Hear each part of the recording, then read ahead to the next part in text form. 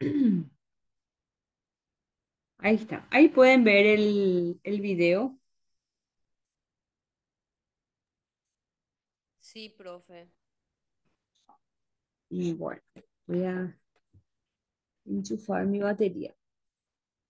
Ahí está. Bueno, me avisan si pueden ver, si pueden escuchar.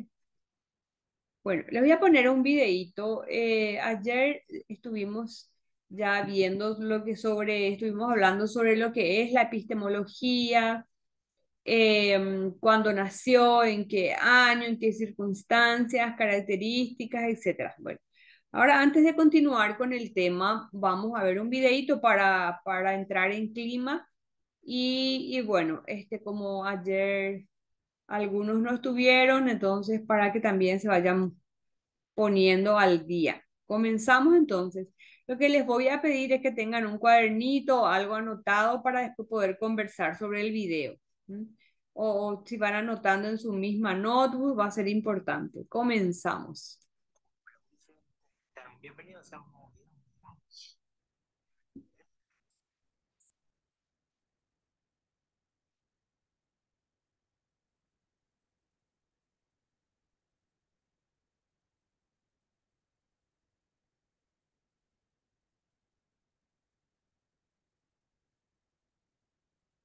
¿Cuáles son algunas de las escuelas? ¿Cuál es el objeto de estudio de la epistemología? ¿Cuáles son los problemas de la epistemología? ¿Sus funciones? ¿Cuáles son las diferencias con la gnoseología? ¿Cuáles son sus principales representantes? ¿Y cuáles serían algunos ejemplos de epistemología? Así que comencemos por el principio. La epistemología es una rama de la filosofía interesada en estudiar cómo se obtiene el conocimiento y cuál es su validez. Su nombre proviene de los vocablos griegos episteme y logos, y por eso se la llama, de manera general, ciencia del conocimiento. La epistemología aborda problemas de diversa índole sobre el modo en que comprendemos, adquirimos y validamos el conocimiento. Siempre busca responder a la pregunta sobre qué es posible llegar a conocer y a través de qué medios o mecanismos. En esa búsqueda, la epistemología puede atravesar o combinar su campo de estudio con el de muchas otras disciplinas. Además, puede servir de base para que ellas puedan pensarse a sí mismas. También, por estas mismas razones, a menudo se la confunde con la gnoseología, que estudia el conocimiento en general. Parte de la comunidad académica actual sostiene que el campo de estudio específico de la epistemología es el conocimiento científico per se. Ahora bien, ¿cuáles son algunos problemas generales de la epistemología? Como disciplina filosófica, la epistemología enfrenta sus problemas a través de distintas preguntas que apuntan no a qué es el conocimiento, sino a cómo lo conseguimos. Si algunas de sus principales inquietudes se dan en torno a cuáles son las fuentes del conocimiento, cómo se da, cómo distinguir un conocimiento verdadero de uno falso y qué tipo de conocimiento podemos obtener. Este tipo de preguntas se acercan a lo que se conoce como teoría del conocimiento. Prácticamente todos los grandes filósofos de la historia han contribuido con la epistemología de un modo u otro, proponiendo conceptos y diversos mecanismos de validación del saber. A lo largo de los últimos años, la epistemología ha sido trabajada con mayor intensidad por filósofos y científicos anglosajones, quienes inclinaron la disciplina hacia el campo de la filosofía de la ciencia. Sin embargo, como disciplina autónoma, es necesario aclarar que la tarea principal de la epistemología es el estudio crítico, histórico y contextual de las ciencias, así como sus principios, métodos y resultados. De esta manera también se debe entender por ciencia a toda aquella disciplina que pretenda producir u obtener conocimiento en general. Ahora pasemos a hablar de la etimología. De su origen etimológico se entiende a la epistemología como teoría de la ciencia, que no debe confundirse con la teoría del conocimiento, que es una rama propia del discurso científico. En Grecia, la palabra episteme se refería al conocimiento intelectual, distinto al conocimiento de la técnica, que sería la técnica, que era el conocimiento instrumental, y distinto de la doxa, asociada a la opinión común de aquellas personas no formadas en los distintos ámbitos del saber. Ahora pasemos a hablar un poco de la historia de la epistemología. Aun cuando se habla de la epistemología como ciencia o rama científica con autonomía propia, su historia puede remontarse a los trabajos de los filósofos griegos como Platón.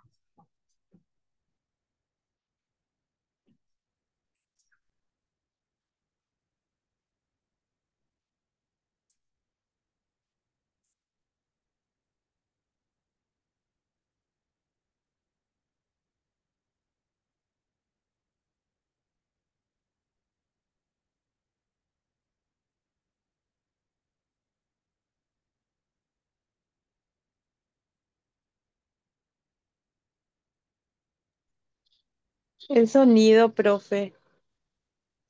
¿No tiene sonido? No sé si a mí nomás.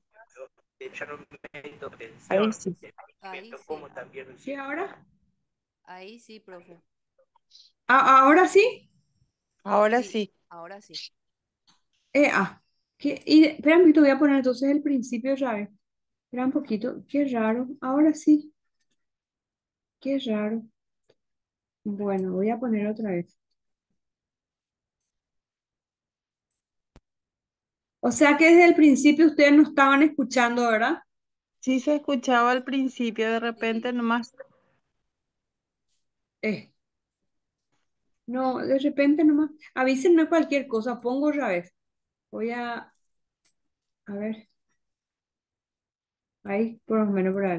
Y cuál es su validez. Su nombre proviene de los vocablos griegos episteme y logos, y por eso se la llama, de manera general, ciencia del conocimiento. La epistemología aborda problemas de diversa índole sobre el modo en que comprendemos, adquirimos y validamos el conocimiento. Siempre busca responder a la pregunta sobre qué es posible llegar a conocer y a través de qué medios o mecanismos. En esa búsqueda, la epistemología puede atravesar o combinar su campo de estudio con el de muchas otras disciplinas. Además, puede servir de base para que ellas puedan pensarse a sí mismas. También, y por estas mismas razones, a menudo se la confunde con la gnoseología, que estudia el conocimiento en general. Parte de la comunidad académica actual sostiene que el campo de estudio específico de la epistemología es el conocimiento científico per se. Ahora bien, ¿cuáles son algunos problemas generales de la epistemología? Como disciplina filosófica, la epistemología enfrenta sus problemas a través de distintas preguntas que apuntan no a qué es el conocimiento, sino a cómo lo conseguimos. Si algunas de sus principales inquietudes se dan en torno a cuáles son las fuentes del conocimiento, cómo se da, cómo distinguir conocimiento verdadero de uno falso y qué tipo de conocimiento podemos obtener. Este tipo de preguntas se acercan a lo que se conoce como teoría del conocimiento. Prácticamente todos los grandes filósofos de la historia han contribuido con la epistemología de un modo u otro, proponiendo conceptos y diversos mecanismos de validación del saber. A lo largo de los últimos años, la epistemología ha sido trabajada con mayor intensidad por filósofos y científicos anglosajones, quienes inclinaron la disciplina hacia el campo de la filosofía de la ciencia. Sin embargo, como disciplina autónoma, es necesario aclarar que la tarea principal de la epistemología es el estudio crítico, histórico y contextual de las ciencias, así como sus principios, métodos y resultados. De esta manera también se debe entender por ciencia a toda aquella disciplina que pretenda producir u obtener conocimiento en general. Ahora pasemos a hablar de la etimología. De su origen etimológico se entiende a la epistemología como teoría de la ciencia, que no debe confundirse con la teoría del conocimiento, que es una rama propia del discurso científico. En Grecia la palabra episteme se refería al conocimiento intelectual, distinto al conocimiento de la tecne, que sería la técnica, que era el conocimiento instrumental, y distinto de la doxa, asociada a la opinión común de aquellas personas no formadas en los distintos ámbitos del saber. Ahora pasemos a hablar un poco de la historia de la epistemología.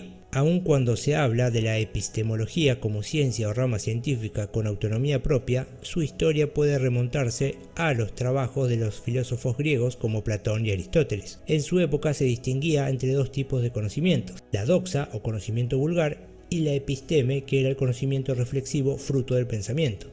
Sin embargo, no existía una disciplina equivalente a la epistemología moderna. Esta rama de la filosofía dio sus primeros pasos formales en el Renacimiento europeo entre el siglo XV y XVI. Esto se debió al giro científico de la época, que pasó de la fe a la razón como método de obtención de la verdad y del conocimiento en general. Su impulso se debe en gran medida a las obras de filósofos y científicos como Kepler, Galileo Galilei, Bacon, Descartes, Newton, entre otros. Los trabajos de Locke, por ejemplo, detallaron métodos de obtención del conocimiento como también lo hicieron Descartes o Kant, cada cual en sus respectivas obras y según sus puntos de vista particulares. Sin embargo, quienes más influyeron en el ámbito científico para la formación de la epistemología fueron los pensadores neopositivistas lógicos, participantes de lo que se conoce como el Círculo de Viena. Entre ellos estaban, por ejemplo, Carnap, Neurant y Hempel, motivados por las obras de Russell, por un lado, y Ludwig Wittgenstein, por el otro. Quien discutió los elementos introducidos por el Círculo de Viena fue Karl Popper. Criticó y reemplazó el concepto de inducción por el método lógico-deductivo. Este afirma que las teorías no son verificables sino corroboradas momentáneamente. En todo caso se sostienen hasta que son derribadas por otras teorías que las terminan por reemplazar, tal como sucedió con la inducción en general. La epistemología fue clave en la formulación del concepto de ciencia. Espera, si aún no puedes hablar inglés, debes ver este video. Mi nombre es Kale Anders y yo soy coach de inglés para millones de latinos online. El conocimiento científico que imperó en el pensamiento de los siglos XIX y XX. Durante este último siglo se desarrolló la hermenéutica como teoría filosófica. Gadamer sostuvo que la tarea del filósofo era la de interpretar los textos ya escritos buscando su sentido y la forma en que articulaban distintas ideas para generar conocimiento. Gracias al trabajo de Gadamer, la epistemología se abrió camino a otras ramas del conocimiento como la historia, la política, la economía e incluso el arte. Todos ellos son campos fértiles de pensamiento cuyas investigaciones siguen vigentes. Ahora pasemos a hablar de algunas escuelas de epistemología.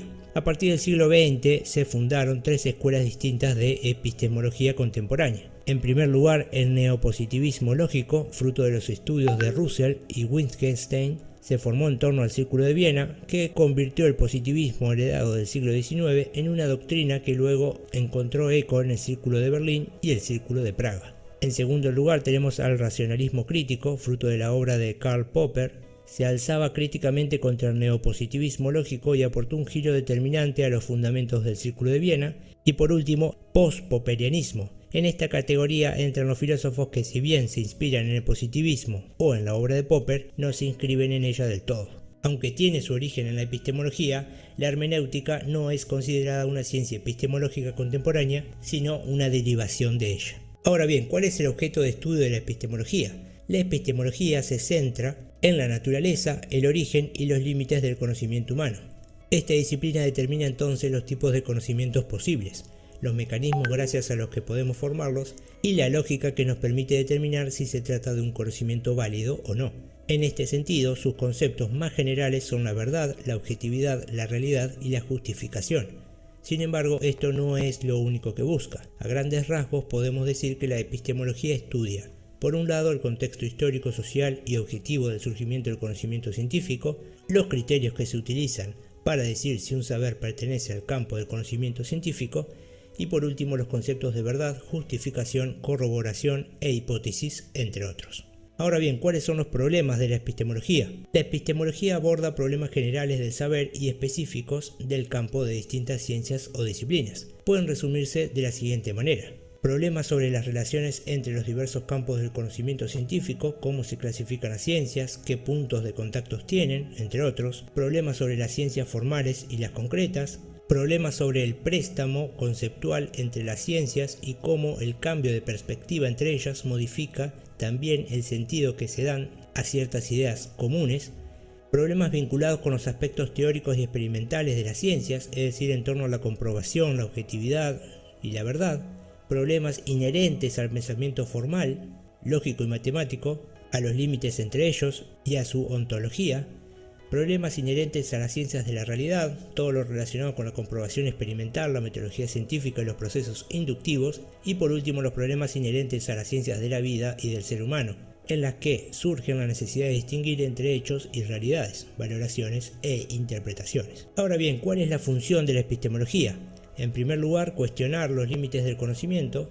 Puede revisar y cuestionar los métodos aceptados de formulaciones del conocimiento a partir del mundo real, y por el otro revisar las metodologías. Se ocupa de poner en juicio los métodos que usamos para distinguir un conocimiento válido de una creencia o una suposición, o para distinguir el conocimiento según de dónde provenga. Ahora bien, ¿cuáles son las diferencias con la gnoseología? La gnoseología es una rama de la filosofía que estudia la manera en que constituimos conocimiento del mundo. La diferencia fundamental con la epistemología radica en que la gnoseología se encarga del estudio del alcance de todo tipo de conocimiento en general, mientras que la epistemología se limita al conocimiento científico. Sin embargo, esta distinción suele ser cuestionada. Algunos académicos del ámbito anglosajón sostienen que la epistemología puede ser sinónimo de la gnoseología. También utilizan como sinónimo de una categoría incluso más amplia que es la teoría del conocimiento. Ahora bien, ¿cuáles son los principales representantes de la epistemología? Donde han aparecido trabajos de distintos pensadores y filósofos al respecto. Aquí nos encontramos con Rudolf Carnap, Otto Neurath y Karl Hempel, que formaron parte del Círculo de Viena, Karl Popper, ferviente crítico del neopositivismo lógico, Hans Gadamer, fundador de la hermenéutica, que utilizó la epistemología para trabajar distintas ciencias humanas, y Paul Ricoeur, fenomenólogo y hermenéutico francés, hizo dialogar el método científico hermenéutico con el campo del estudio de la fenomenología. Por último, pasemos a destacar ejemplos de epistemología. Una forma de aplicar criterios epistemológicos es a través del uso de la creencia, la verdad y la justificación. El fin de aplicar estos tres puntos es asegurar de modo satisfactorio que una creencia puede ser considerada conocimiento. Cuando hablamos de creencia, hablamos de que alguien no puede decir que sabe algo si no cree que eso es cierto. Cuando hablamos de verdad, hablamos de que alguien que cree en algo falso no lo sabe como un hecho, sino que está equivocado. Y la justificación, donde alguien debe tener una justificación razonable para que aquello en lo que se cree sea considerado conocimiento verdadero. Por ejemplo, Juan sabe que hay vacas en el campo vecino. Esto puede ser considerado como algo que Juan sabe, ya que Juan cree que es cierto, que ahí tenemos la creencia. Hay vacas en el campo vecino, que estamos hablando de la verdad, y Juan vio las vacas en el campo vecino, ahí tenemos la justificación. Bien, hasta acá el video de hoy, espero que les haya parecido interesante o les haya sido de utilidad. Si es así, los invito a que le den me gusta al video, a que se suscriban al canal y, como ya saben, hasta otro dato del corazón. ¿Sabes esa? Bueno, en realidad ayer estuvimos viendo ya con detención todo esto, explicamos bastante, pero hoy yo quise poner como para refrescar un poco y poder entrar en materia. Acá veo que Carmen, Héctor, Moisés ya se unieron. Bueno, muy bien, entonces vamos a avanzar. Este, no sé si alguien tomó algo, algún apunte respecto del video, quiere comentar alguna cuestión puntual, quiere agregar. Entonces, antes de pasar a nuestro tema, tienen el micrófono.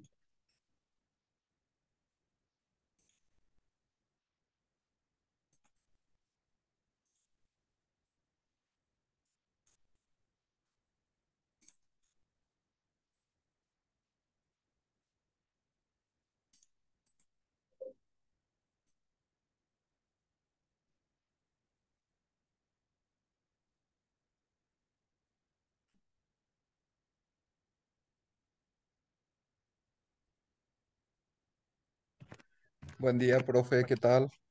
Buen día, buen día. Vaya, pa, Y por ¿cómo Ambaité, están? Y por ahí, tranquilo, mm, con todo el sábado. Ayer, ¿eh? profe, ya no me pude conectar más porque justamente estaba con una actividad de la escuela, pero estaba escuchando y ya no, ya me olvidé también inclusive de marcar mi asistencia. Me olvidé Anishen, que tenía tenés que que hablar cargar. con la licenciada Serena, entonces, porque para que no te ponga ausencia. Bueno, profe, no hay problema. Justamente Sí, por esa actividad nomás. sí, habla con ella porque ella es la que registra la asistencia, pues imagínate Sí, vos si llevas ausente, este, porque hay un porcentaje de asistencia que hay que tener, entonces te conviene justificar porque en realidad estuviste, participaste y eso está sí. grabado, eso se sabe, se puede demostrar. Sí, justamente ayer como había comentado la parte de la epistemología, nosotros trabajamos esta rama de la filosofía para saber, o sea, para contestar las preguntas que son, ¿qué es conocer? ¿Cómo saber cuándo es algo verdadero? ¿Cómo, por ejemplo, vamos a utilizar una metodología para llegar al conocimiento? Y también decía ayer ese material, cómo se distingue, por ejemplo, una creencia de un saber fundamentado. Y Mm, hablaba también de ese tipo de conocimiento, cuando es empírico, cuando es científico, intuitivo, filosófico, y cómo también fundamentamos lo que decimos que sabemos, ¿verdad? Cómo es, cómo fundamentar ese conocimiento sobre algo que de repente otra persona tiene una incertidumbre y nosotros tenemos, ¿verdad?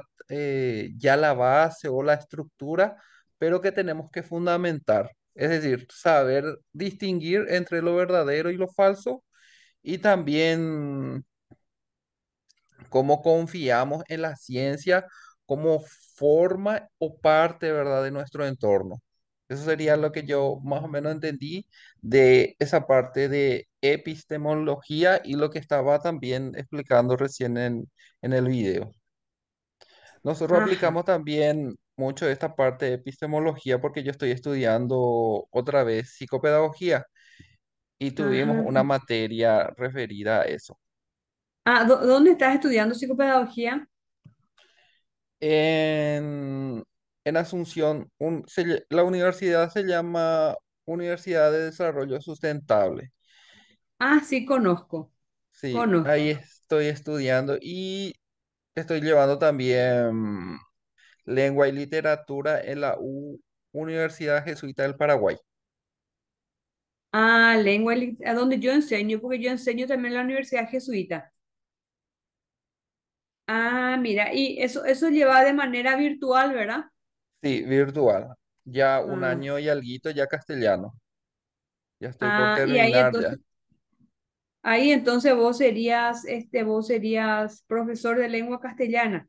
No, ahí Mm. soy estudiante. Estoy estudiando de vuelta lengua y literatura. Ah, Para, justamente para el tema de mi certificación también y actualización docente. qué interesante. O sea que se ve que te gusta estudiar y te estás actualizando. Qué lindo, te felicito, Sí, ¿eh? hace poco terminé una maestría y ahora estoy siguiendo otra maestría en la Universidad de Pilar. Ah, maestría, ¿en qué terminaste? Maestría en ciencias empresariales. Ah, en la Universidad Nacional de Pilar. No, ese fue en un privado. Ah, Y ahora en la Nacional de Pilar quiero llevar gestión organizacional. interesante. Contame, ¿y en la cuestión empresarial pensás dedicarte o no? Porque ese rubro también es muy interesante, la cuestión empresarial. Sí, yo soy Mm, docente de la parte de contabilidad, tanto en el colegio como en la facultad. Y me entiendo. sirve muchísimo para el tema de mis clases también. Ah, te sirve para tus Sí, clases. porque yo en el colegio, por ejemplo, tengo seminario contable y llevo también, ¿cómo se dice? Este tema de pymes. Trabajamos con mis alumnos la parte de pymes, entonces sí o sí Ah, ya, claro. estoy en eso Emprendimientos. también. Mm, Emprendimiento, exactamente, profe. emprendimiento. Sí. Qué interesante, te felicito, ¿eh? Así que estás a full, sin pérdida de tiempo. Sí, Mm. no hay tiempo A- para moverme, ¿cómo se dice? Gracias, aprovechando profe. el tiempo. Sí, porque yo digo que hay que hacer las cosas de joven y mientras se pueda hacer, porque después vienen los compromisos, vienen esto, viene lo otro, viene tal cual, y después uno deja pasar la juventud, las oportunidades y esas ya no regresan. Así que mientras se pueda, hay que avanzar, avanzar, avanzar y la formación nunca ocupa espacio.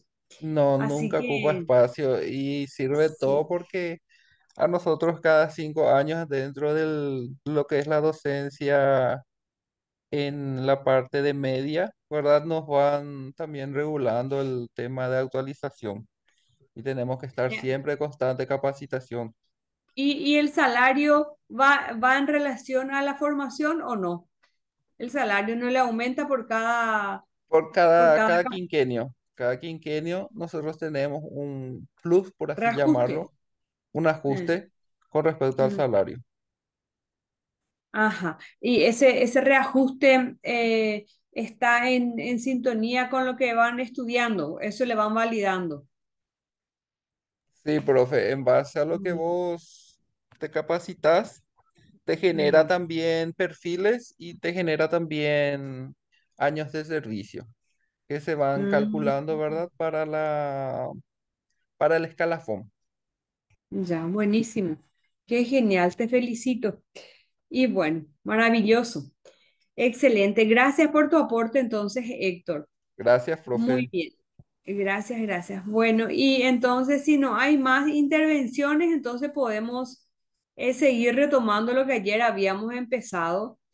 Y entonces acá voy a poner rapidito, voy a compartir para hacer un repaso de lo que ayer estuvimos viendo, dado que acá hay gente que ayer no estuvo. Entonces, rápidamente para ponernos y retomar en base a esto. Bueno, ayer, esto, como ya dijo Héctor, ayer estuvimos hablando sobre todos estos temas y partimos de la pregunta de qué trata la epistemología y qué aplicaciones prácticas tiene. Nuestras preguntas siempre tienen dos dimensiones, una teórica y la otra práctica, porque no tiene sentido quedarse solo en la dimensión teórica sin ver cómo eso se puede aplicar y viceversa. No tiene tampoco sentido ver solo la práctica sin conocer el fundamento de esa práctica. Los dos aspectos nos tienen que interesar. Entonces, esta es la pregunta. Partimos del aprendizaje. Nuestra metodología es el aprendizaje basado en problemas. No seguimos estrictamente todos los pasos, pero sí seguimos, nos atenemos al inicio de la pregunta, al inicio al inicio de la metodología que parte de la pregunta que expresa el problema. O sea, el problema se expresa a través de una pregunta. Y la pregunta es lo que genera el conocimiento. Por eso partimos de esta pregunta. Entonces hicimos una introducción en la epistemología, vimos algunos videos, vimos lo que es la epistemología para el mundo angloparlante, vimos lo que es la epistemología para el mundo de habla francesa. Vimos que en el mundo angloparlante o en el mundo alemán más bien se enfatiza la epistemología como teoría del conocimiento, ese conocimiento que es filosófico y es un conocimiento amplio. Así entiende el mundo anglosajón lo que es la epistemología. El conocimiento en general y sobre todo el conocimiento filosófico. Mientras que el mundo de habla francesa considera la epistemología como un filosofar sobre la ciencia, filosofía de la ciencia. Y bueno, vimos también acá la discusión que se da, que algunos quieren reducir a la epistemología como una parte de la filosofía de la ciencia, cuando en realidad tendría que ser al revés, y cómo está todavía esa discusión acerca del significado de la epistemología, no hay suficiente consenso. No hay suficiente consenso como para unificar el significado y que entonces permanecen estas dos connotaciones de habla francesa como filosofía de la ciencia y de habla angloparlante como teoría del conocimiento. Eso fue lo que dijimos. Em, Después dijimos que em, René Descartes y Locke son considerados los primeros epistemólogos. em, Descartes representa a la filosofía racionalista, mientras que John Locke representa a la filosofía empirista. Descartes es de Francia y John Locke es de Inglaterra. Descartes formó parte del siglo o pertenece al siglo XVI-XVII y Locke al siglo XVII-XVIII. Para Descartes, la única fuente válida del conocimiento era la razón, mientras que para Locke la única fuente válida del conocimiento era la experiencia. Son dos filosofías antagónicas opuestas. Mientras uno defiende la razón como fuente de conocimiento, el otro defiende la experiencia como la única fuente válida de conocimiento. Y así, en esta pugna, en este debate que duró años, que duró siglos, después aparece Kant haciendo las paces. Kant aparece y dice, bueno, acá se acabó la discusión, se acabó la pelea entre lo que puede significar la razón y la experiencia como punto de partida válido para el conocimiento, como fuente de conocimiento. Se acabó disyuntiva de que la razón, de que la experiencia, no, se acabó. Ambos factores son muy necesarios e importantes, tanto la razón como la experiencia, dijo Kant. Entonces, él acuñó, él acuñó una nueva, digamos, metodología, él, no, procedimiento, él acuñó un procedimiento conforme al cual mostró cómo se da ese conocimiento en el ser humano, ese conocimiento que pasa por un proceso, que pasa por un proceso mental. Y eso lo escribió en su libro Crítica de la Razón Pura. Kant entonces fue uno de los primeros que sistematizó el conocimiento y lo ha hecho en 3 grandes tomos, en 1500 páginas. Crítica de la razón pura de 500 prácticas. Crítica de la razón práctica de 500 páginas y crítica, y el otro libro es sobre la estética, ¿eh? También 500 páginas. En estas 1500 páginas él escribe sobre lo que es el conocimiento y sobre la posibilidad de ese conocimiento. Y estos libros, estos tomos de Kant, entonces, se constituyen en antecedentes teóricos fundamentados de lo que luego va a ser la epistemología como ciencia. Bueno, y entonces con este antecedente de escritura y de fundamento epistemológico, entonces esto es lo que hace posible el conocimiento científico. Ese conocimiento científico básicamente era un conocimiento matemático y físico. Este conocimiento matemático y físico pone su fundamento en esto que Kant realiza, en la crítica de la razón pura sobre todo. Y esto se constituye en una base para la ciencia moderna. La revolución científica se constituye entonces con esta base, con esta fundamentación realizada por Kant. Y en este contexto, entonces, la ciencia, dentro de la ciencia se produce un auge inusitado. Esto empieza también con Galileo Galilei, quien habla de la objetividad, de la cuantificación, de la velocidad, de la aceleración. Y entonces la ciencia tiene un éxito rotundo gracias a esta fundamentación que realizó Kant. Nace entonces de este modo la protoepistemología. ¿Qué significa proto? Proto significa como el inicio, la gestación. La protoepistemología cultivada por matemáticos o científicos con preocupaciones filosóficas y por filósofos sin formación científica. Claro. Bueno, a ver un poco. A ver.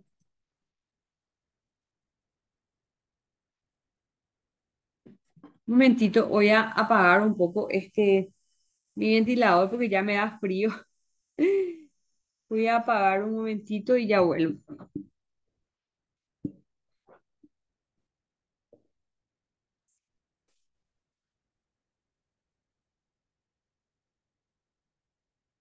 Acá está haciendo un calorcito, entonces yo ya me adelanté a poner mi ventilador, pero resulta que el ventilador también te seca la garganta y no es muy simpático tener la garganta reseca mientras se habla. Así que bueno, ya apagué eso para asegurarme no quedarme después sin voz. Ahí está. Aquí está de vuelta, tenemos. Bueno, entonces nace entonces la protoepistemología. Y bueno, este, esta, esta protoepistemología nace en un contexto donde se discuten varios temas que van apareciendo dentro de las ciencias, entre científicos que no tienen formación filosófica y entre filósofos que no tienen formación científica. Entonces, estos se reunían para discutir conceptos como lo que es la objetividad de la ciencia, qué significa la independencia de la ciencia, la libertad de investigación, la función social de la ciencia, la ética de la ciencia, el valor de los procesos inductivos y deductivos, todo esto se discutía entonces en esas reuniones que tenían cada semana en Viena. Y ese círculo se llamó Círculo de Viena. Y es ahí, en esas discusiones semanales, donde nace en 1927, nace la epistemología como ciencia, como disciplina independiente. Entonces, entre profesionales físicos, filósofos, matemáticos, biólogos, sociólogos, historiadores, psicólogos y todos los ólogos se reunían para poner sobre la mesa sus problemáticas y ser ayudados también por los filósofos. Bueno, después esto, como les dije yo ayer, se cortó esta reunión del Círculo de Viena porque sobrevino la Segunda Guerra Mundial y bueno, cada uno siguió escribiendo y siguió reflexionando de manera aislada, sin comunidad, pero siguió esa investigación, esa escritura siguió, continuó. Bueno, entonces, en este contexto de positivismo lógico, entonces, nace la disciplina epistemológica. Bien, esto es un repasito de lo que vimos ayer para no estar muy perdidos. Los que vinieron ahora, los que vinieron hoy no estuvieron ayer. Bueno, y con esto entonces vamos a ver la parte 2 de la parte 2 de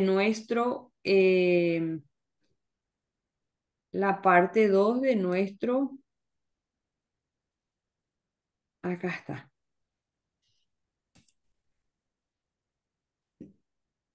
Voy a compartir un momentito. Ahí está. Bueno, entonces, vale la pena destacar que en ese proceso epistemológico que se da, ya se constituye la epistemología como ciencia en 1927 y va haciendo su proceso como ciencia que se va estableciendo y se va volviendo madura. Y en ese proceso de constitución y de afirmación como ciencia aparecen varios epistemólogos, Popper, Kuhn y otros.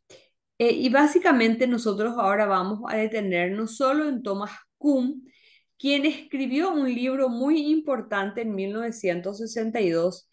Ese libro se llama La estructura de las revoluciones científicas. Bueno, este libro fue el que inició un giro de 180 grados dentro de la visión epistemológica. Este plantea justamente la epistemología con una mirada diferente a lo que se estaba entendiendo por epistemología, ya que ese concepto de epistemología era un concepto más bien que nació dentro de las matemáticas, más bien priorizaba la ciencia matemática y dejando en el segundo lugar las ciencias humanas y las ciencias sociales. Bueno, y entonces aparece Thomas Kuhn. Thomas Kuhn es un epistemólogo norteamericano, estadounidense, que enseñó en Harvard, enseñó durante 8 años todo lo que tiene que ver con historia de la ciencia, con historia de la ciencia. Y fue entonces que él investigó, aprendió y escribió mucho sobre la historia de la ciencia en base a esas clases que él daba. Vieron qué importante es dar la clase porque es cuando uno más aprende y más se le fijan las ideas. Bueno, y entonces en ese contexto aparece pues la epistemología. Aparece la epistemología y Thomas Kuhn le va dando un giro, y ese giro es teórico, en el campo de la ciencia. Él habla en su libro La estructura de las revoluciones científicas, él habla de nuevos conceptos, introduce nuevos conceptos, como por ejemplo paradigmas, ciencia normal, anomalías, crisis, inconmensuralidad, revolución científica, entre otros. Él introduce entonces estos conceptos científicos que son clave y destacó la importancia de la historia de la ciencia para la epistemología. Claro, él enseñó en Harvard 8 años sobre la historia de la ciencia y ahí fue que él tuvo la oportunidad de investigar mucho sobre la ciencia, cómo se fueron dando la ciencia, cómo se constituyeron los tipos de ciencia. Bueno, se sumergió en ese profundo, en ese estudio profundo y continuo.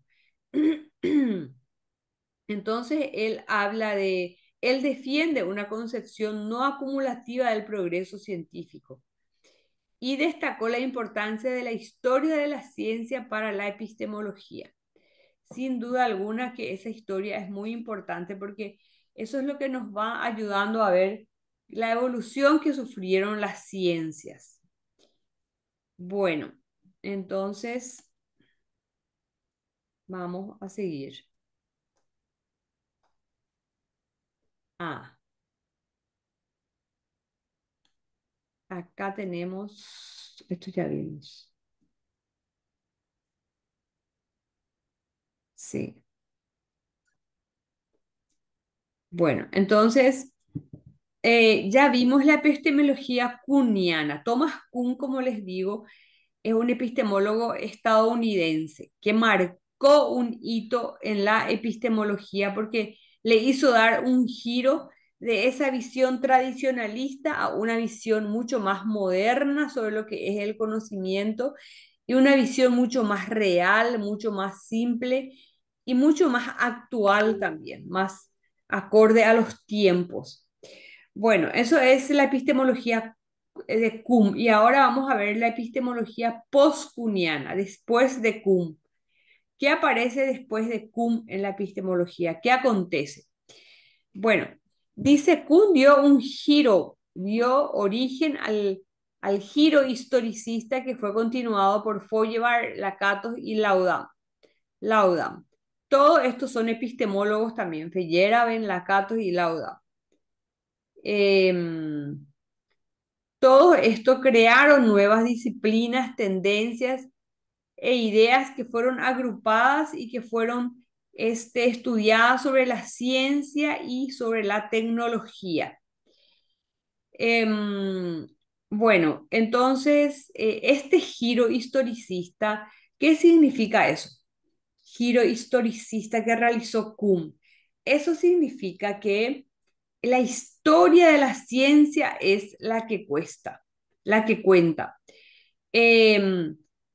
que cuenta es darse cuenta cómo la ciencia va evolucionando en los diferentes momentos de la historia. Y, y bueno, entonces por eso es historicista. A ver un poco.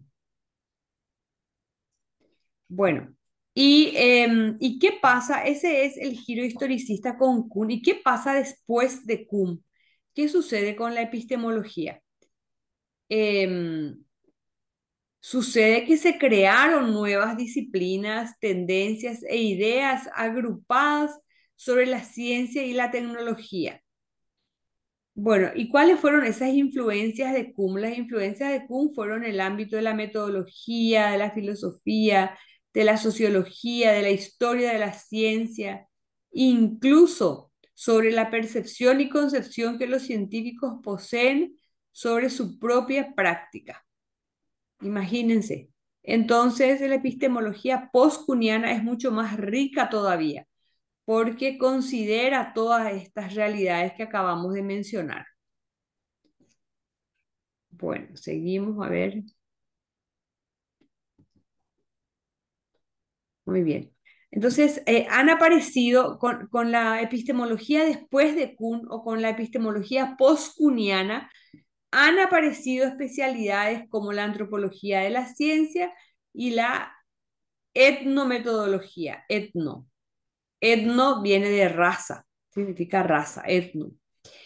Bueno, entonces aparecieron nuevas especialidades, porque claro, hay las nuevas realidades buscan también nuevas especialidades. La sociología de la ciencia defiende una nueva diversificación del conocimiento, tales como un programa fuerte, eh, la etnometodología, etno, ¿qué significa etno? Raza. El programa empírico del relativismo y otros estudios de ciencia y de género. Claro, eh, después de Kuhn, o la epistemología post-kuhniana, entonces pone énfasis en una epistemología sociológica. Claro.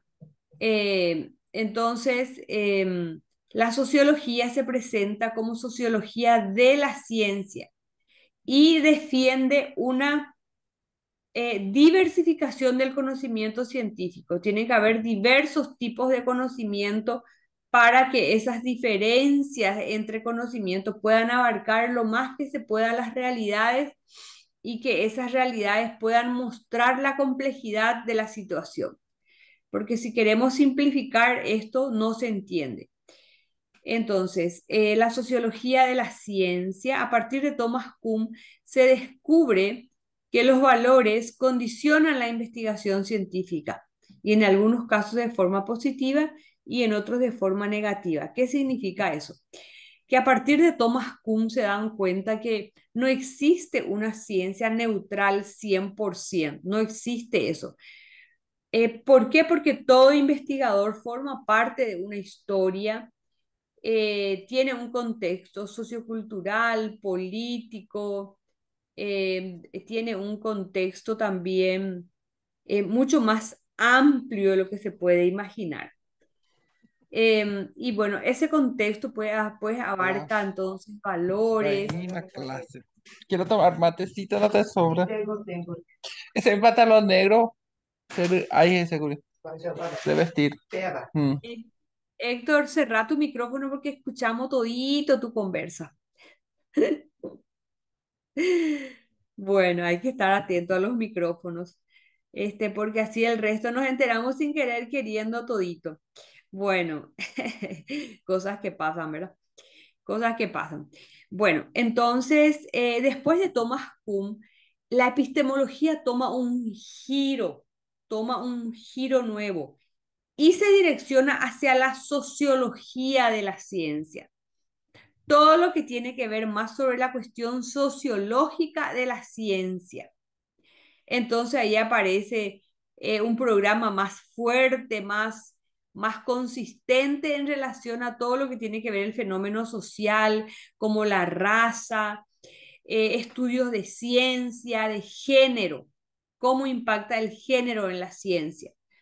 Bueno, a partir de Thomas Kuhn, entonces se descubre que los valores condicionan la investigación científica y en algunos casos de forma positiva y en otros de forma negativa. Bueno, entonces estamos viendo el giro que da la epistemología a partir de Thomas Kuhn y de su libro La estructura de las revoluciones científicas de 1963. Vamos, bueno, ahora vamos a ir a cosas más prácticas. ¿Qué nos aporta la epistemología? ¿Para qué estudiamos la epistemología? ¿Será que la epistemología nos aporta algo? ¿Será que es importante? Bueno, sí, claro, la epistemología aporta en diversas áreas. ¿Para qué? Porque lo que hace es estudiar acerca del estatus científico y de la posibilidad de validar científicamente esa disciplina. Eso es lo que hace la epistemología en las sociedades occidentales. Hoy, en la actualidad, una epistemología que no aporte a la ciencia ni enriquezca a la filosofía no merece el apoyo de la sociedad. O sea, sí o sí la epistemología tiene que aportar a la sociedad, tiene que tener ese carácter sociológico, tiene que aportar de manera concreta a la filosofía, a la sociología, digo, a la filosofía y a la práctica humana. Tiene que aportar, porque si no aporta, esta epistemología no tiene sentido. Si no llega en lo práctico, si no llega en lo humano, en las situaciones específicas, no podemos hablar de epistemología o hablamos de una epistemología sin trascendencia vital, sin trascendencia práctica. Y entonces qué triste un tipo de epistemología así. Bueno, según Mario Bunge, las utilidades, Mario Bunge es un epistemólogo argentino. Él dice que la epistemología se ocupa de problemas filosóficos presentes en la investigación científica y se propone solucionar de forma clara los problemas que aparecen en la investigación científica. La epistemología entonces distingue entre ciencia verdadera y ciencia no verdadera. Entonces, distingue la ciencia auténtica de la pseudociencia. Imagínense lo importante que son estas dos unidades, estos dos filósofos. Bueno, a ver, ya estamos llegando, dice acá. Bueno, también, la epistemología es útil. ¿Por qué? Porque se ocupa de problemas filosóficos presentes en la investigación científica. En la investigación científica hay varios problemas filosóficos que los científicos no pueden abordar porque ellos no son filósofos. Entonces, se trata de ocuparse de esos problemas filosóficos en el campo científico y la epistemología, entonces, también distingue la ciencia auténtica de la que no es ciencia auténtica y critica programas y aún resultados erróneos, así como sugiere los nuevos enfoques. Bueno, a ver, estamos ya en condiciones de responder a la pregunta fundamental. Vamos un poco a volver a la primera parte de la pregunta fundamental.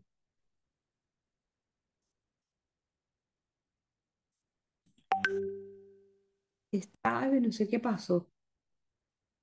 Bueno, vamos a responder a la pregunta fundamental. Pero para eso tenemos que mirar de qué trata la pregunta fundamental porque ya nos estamos olvidando.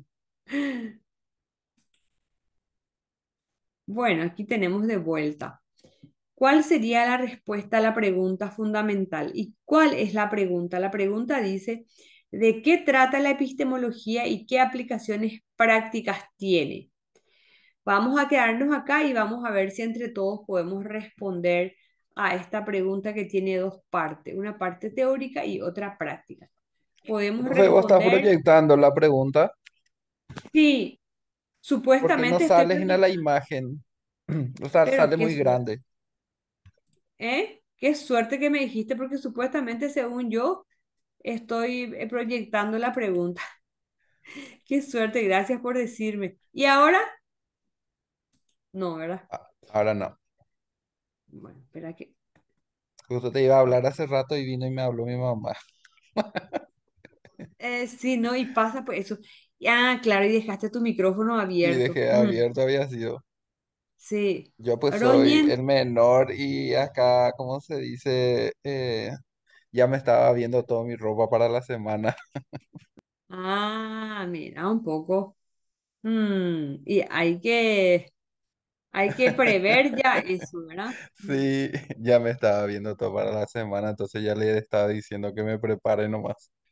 Mira, le prepara la mamá. Mm, Y bueno, acá nuestros varones están muy acostumbrados a que las mujeres le hagan eso. Primero le hace la mamá y cuando se casa le hace la señora. Y Bueno, le siempre más gusta a los luego pues pajagües, que profe. ¿Eh? Siempre A los pajahués les pasa eso, en serio. Ah, los sí, pajahués son gina los yerobiashi. Mm, Marcio Yerovia, ya estoy en casa. de los pajahuesos son llorobias. Dios no guarde si me toca uno así que quiere que le prepare su ropa. Le voy a decir, ah, bueno, yo te voy a preparar hoy tu ropa y vos me vas a preparar mañana. Vamos a hacer así, le voy a decir. Sí, sí, sí, bueno, así que eso entre paréntesis nomás. Este, muy bien, aquí tenemos la pregunta fundamental. ¿De qué trata la epistemología y qué aplicaciones prácticas? Gracias a Héctor me di cuenta que no estaba yo este, presentando la diapositiva y yo feliz de la vida pensando que ustedes estaban viendo, pero como yo tengo mi ayudante de cátedra que siempre me sopla un poco, me sopló, gracias a Héctor. Bueno. Entonces, a ver, ¿qué les quedó? ¿Qué entienden ustedes por esto de qué es la epistemología? A ver si podemos pasar ya esto, porque yo quiero pasar ya al segundo tema, son ya 9:10. Y vamos a responder a esta pregunta y pasamos al segundo tema, al que toca hoy. A ver si se animan de manera sencilla nomás a responder.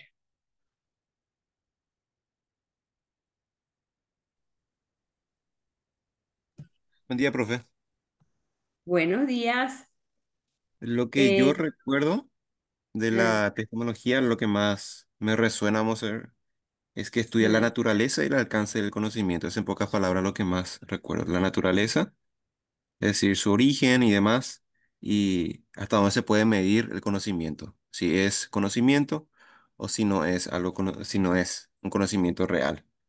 Y la aplicación práctica, justamente lo que estabas hablando, lo último que hablabas sobre problemas filosóficos que están en la investigación científica y también para distinguir o diferenciar lo que es la verdadera ciencia de la pseudociencia. Más o menos eso es lo que más recuerdo. mm.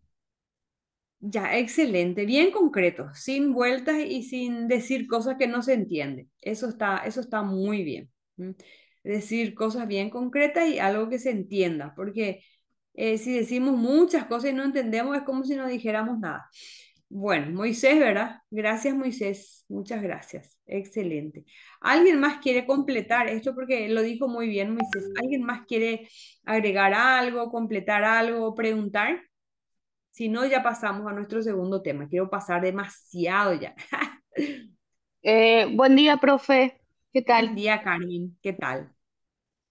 Eh, yo recuerdo que también dijiste que es una disciplina que determina tipos de conocimientos posibles. Excelente. O sea, va como diferenciando diferentes tipos de conocimientos, ¿verdad? Conocimiento filosófico, conocimiento científico, conocimiento matemático, conocimiento, va delimitando y va diferenciando conocimientos, ¿verdad? No es lo Sí, mismo. determina lo que es válido y lo que no. Es como que, sí, Porque fiscaliza. ¿Se acuerdan que ayer yo les hablé que es una ciencia que fiscaliza a las demás ciencias? Ella es ciencia, pero es una metaciencia porque está arriba de las demás ciencias, porque al ser una rama de la filosofía, tiene herramientas filosóficas como para poder pronunciarse sobre las demás ciencias. Entonces es una metaciencia que fiscaliza si las demás disciplinas son o no ciencia. ¿Qué le falta para hacer ciencia y qué no le falta? ¿Verdad? Eso es una disciplina fiscalizadora. Es como un fiscal, tiene una gran autoridad sobre las demás disciplinas. Bueno, excelente, muy bien, gracias Carmen. Profe, y también Sí, lo que se decía mucho, o sea, que lo que vimos y lo que escuchamos también es que es una ciencia que cuestiona, cuestiona todo. Es el estudio del conocimiento en sí mismo.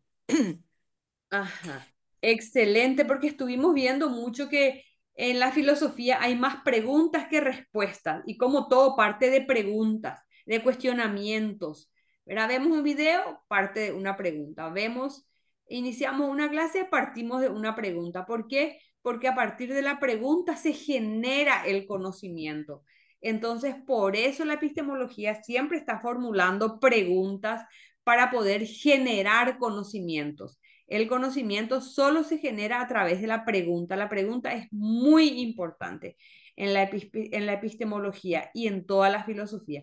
Excelente tu aporte, me encanta porque cada uno de los tres que hablaron hablan de un matiz diferente que estuvimos mencionando. Y no se repite, me encanta eso porque me muestra a mí que están muy atentos y que están asimilando muy bien.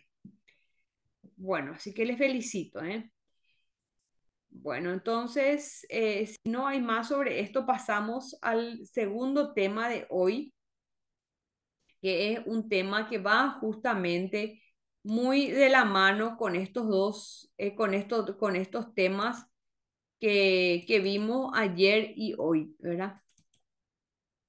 Bueno, y lo que ahora vamos a ver es, acá voy a compartirles,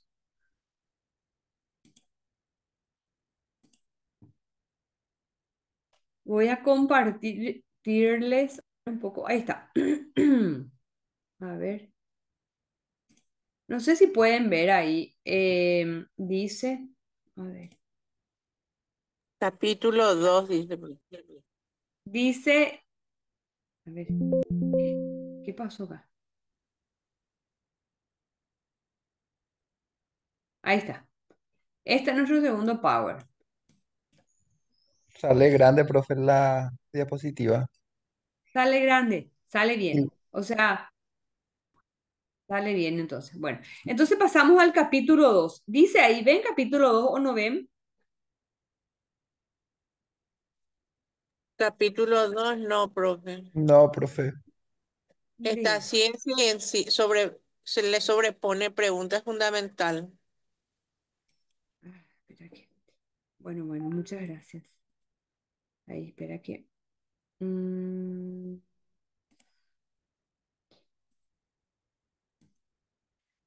ya pillé porque hay dos que están abiertos y eso me está jorobando.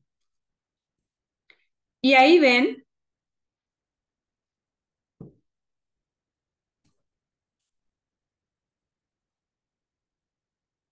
ven. Sí, sí, se ve. Sí, ahí sí, profe. Ya, excelente, muchísimas gracias.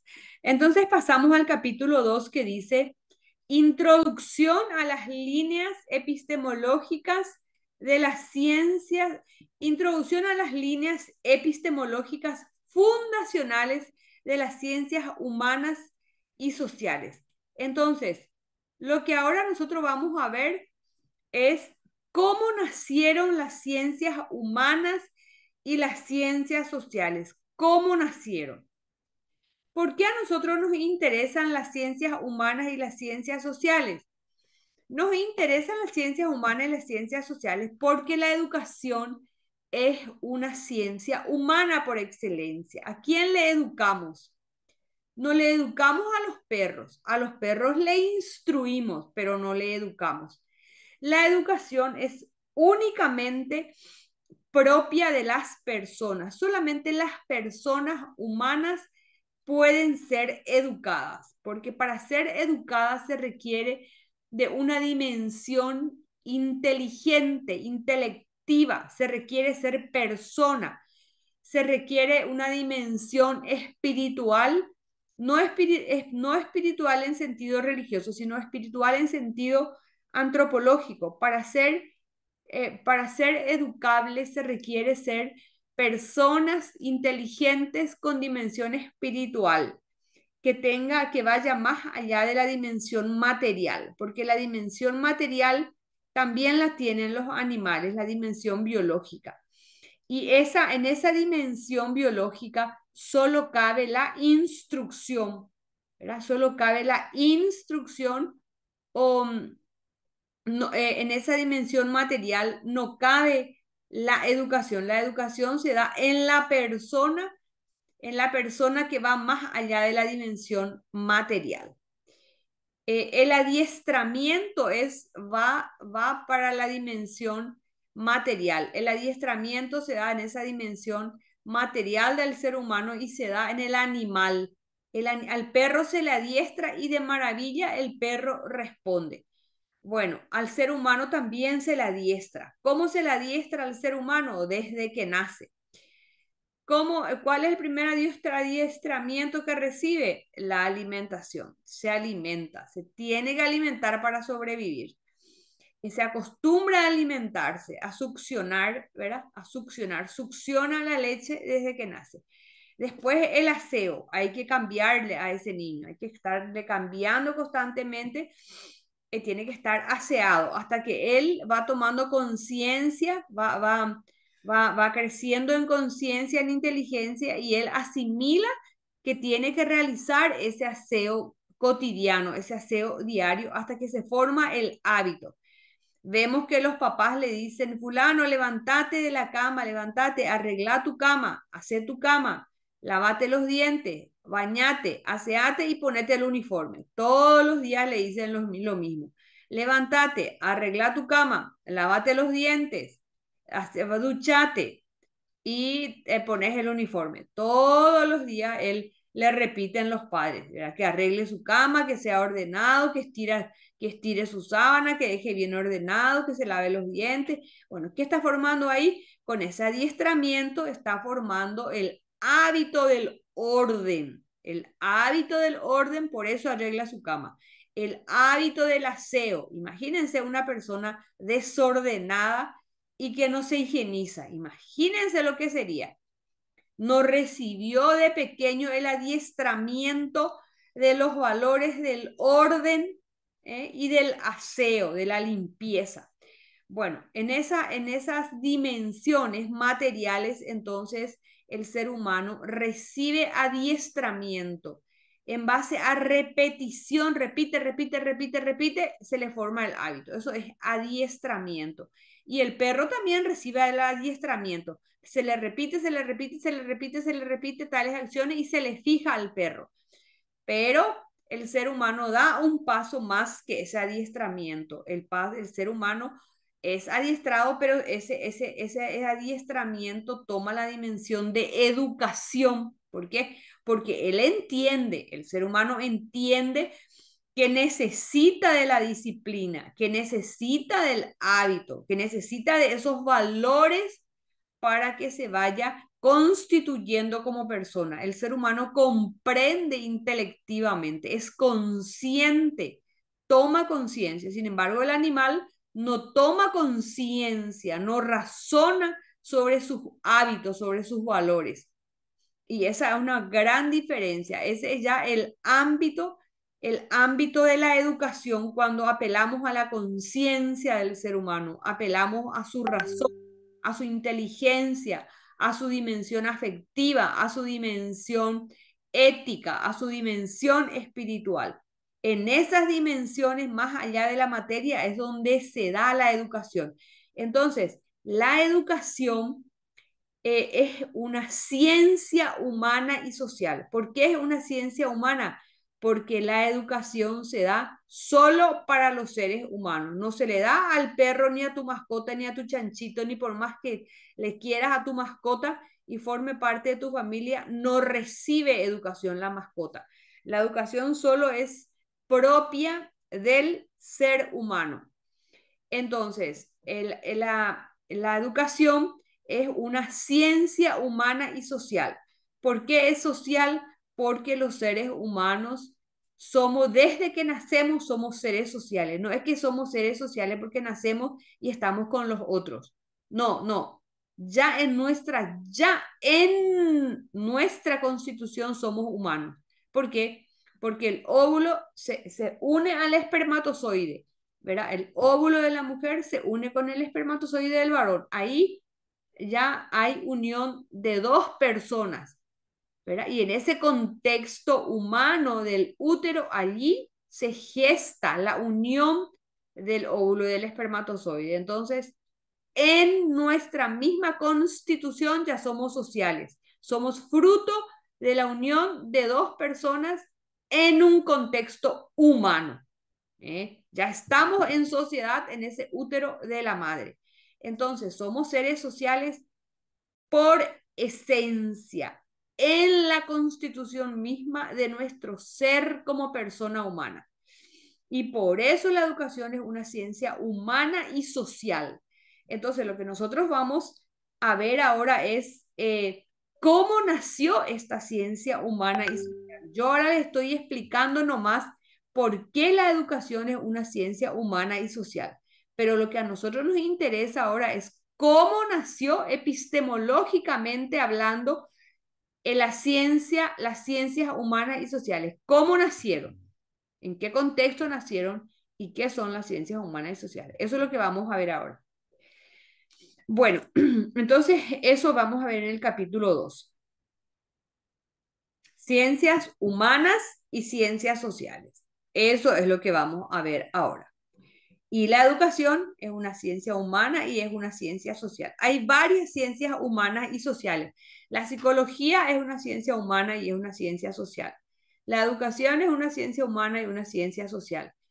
La filosofía es una ciencia humana, también de algún modo es social. El derecho es una ciencia humana. La economía es una ciencia humana. Eh, la ética es una ciencia humana y también social. ¿Ven? Hay muchas ciencias humanas y sociales. Eso es lo que vamos a ver. La educación es una de ellas. Bueno, la pregunta fundamental de la cual partimos es, ¿podrías explicar el contexto fundacional de las ciencias humanas y sociales? El contexto fundacional. O sea, ¿dónde nacieron? ¿Dónde y cómo nacieron las ciencias humanas y sociales? Eso es lo que nosotros tenemos que explicar al final de la clase.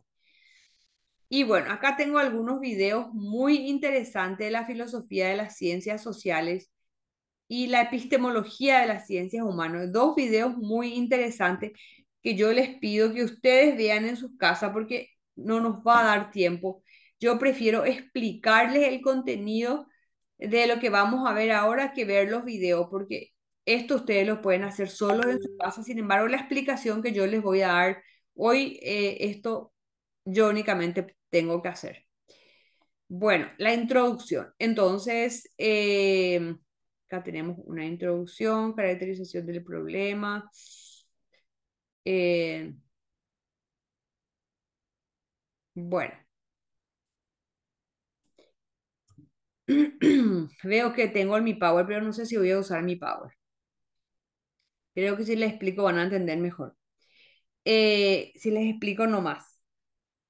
Bueno, entonces,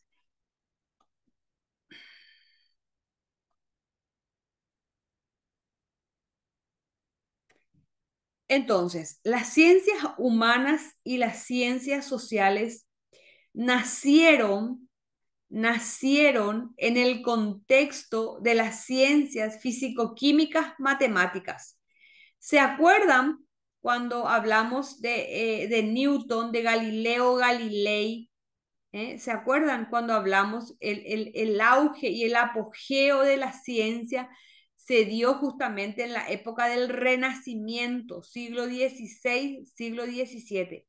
En la época del Renacimiento hay un auge y un apogeo del nacimiento de la ciencia. Hay una explosión científica con Newton, Galileo Galilei, pero el que puso las bases para esa explosión científica, para para ese auge científico, no fue la ciencia, no fue, evidentemente la misma ciencia no se puede poner a sí misma la base, fue la filosofía y sobre todo Kant. Kant fue el que puso las bases, el que implementó, el que puso las bases filosóficas para que pudiera nacer la ciencia y para que pudiera darse ese auge inusitado de la ciencia. Kant fue el que en la crítica de la razón pura escribió, clarificó y puso las bases acerca del conocimiento. Ahí él aclaró qué es el conocimiento, aclaró que es posible conocer. aclaró las posibilidades del conocimiento y todas las explicaciones que tiene que ver acerca del conocimiento. Todo aquello que se puede conocer, entonces empieza por los sentidos y son lo que se llaman los fenómenos. Los fenómenos entonces son todos aquellos objetos que se pueden conocer, dice Kant, y que forma parte de la ciencia. Para que se pueda conocer, para que tenga un rango científico, tiene que primero pasar por los sentidos, tiene que primero pasar por la experiencia para a través de un proceso mental lleguemos a conocer, lleguemos al conocimiento. Entonces el conocimiento es un proceso que pasa entonces de los sentidos, de la experiencia a la razón. Y el producto de esa razón es el conocimiento según Kant, ¿verdad? Todo lo que se puede conocer, todo lo que es objeto de conocimiento se llama fenómeno, dice Kant. Y todo aquello que no se puede conocer porque no tiene una dimensión experiencial y porque no pasa por los sentidos se llama noúmeno. Por ejemplo, el alma es un noúmeno, porque yo no le puedo decir al alma, alma, vení un poco acá, ¿qué dimensión tenés? Alma, a ver un poco te voy a tocar, te voy a oler, te voy a palpar, alma, yo no puedo decir, no, no pasa por los sentidos, no tiene una dimensión material. Entonces es un noúmeno, porque no es objeto de experiencia, no se puede conocer, lo que no puede pasar por la experiencia no puede llegar a ser objeto científico, como el alma que recién hablamos y tantos otros valores, como la libertad, la solidaridad, todo eso no tienen un correlato empírico. Tiene que tener un correlato empírico para que pueda ser conocible, para que sea un fenómeno, dice Kant, ¿verdad? Entonces, Kant pone las bases para que se produzca el auge del conocimiento. Pero ¿por qué la ciencia necesita de una fundamentación para entrar en un momento de explosión y en un momento de manifestación y de auge? ¿Por qué? Claro, porque tenemos que saber, nos guste o no nos guste, lo sepamos o no, todas las ciencias, absolutamente todas las ciencias, todas las disciplinas tienen una base filosófica, tienen un cimiento que es como un cimiento, el cimiento de una casa que está ahí y no se ve. Todas las ciencias se fundan sobre fundamentos filosóficos. Todas las ciencias tienen fundamentos filosóficos. Entonces, una vez que Kant expuso, detalló y asentó esas fundamentaciones filosóficas sobre el conocimiento automáticamente entró en una explosión. Bueno, entonces, esa explosión se da justamente en el campo de la matemática, de la física y de la química. La ciencia nace en un contexto físico-químico matemático. En ese contexto nace la ciencia. Entonces, la ciencia por excelencia en el Renacimiento es la ciencia matemática, porque la ciencia matemática puede observar, puede experimentar, puede verificar, puede pasar por la experiencia, se puede pesar, medir, demostrar, verificar. Entonces, la ciencia por excelencia es la ciencia matemática. Y en ese contexto, donde las ciencias matemáticas tienen un auge, en ese contexto nacen también las ciencias humanas y las ciencias sociales. Pero las ciencias humanas y sociales nacen con un perfil bajito, Anga.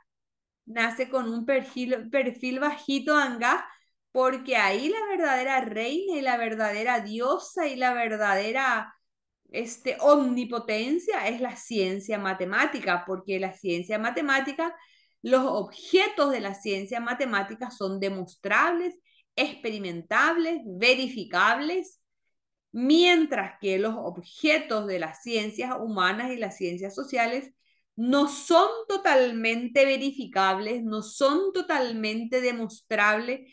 Imagínense que el objeto de la educación es la persona misma. El objeto primario de la educación es la persona humana.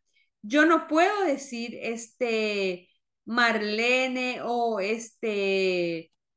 Marlene o Héctor o Fátima es X más X al cuadrado. Ah, no, ¿quién es Fátima? Fátima en una fórmula matemática es H más P más C.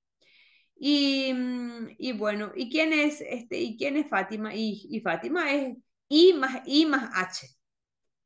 Ridículo, ¿verdad? No podemos, el objeto de estudio de las ciencias humanas y materiales no se pueden reducir a fórmulas matemáticas como se puede reducir el objeto de estudio matemático físico-químico.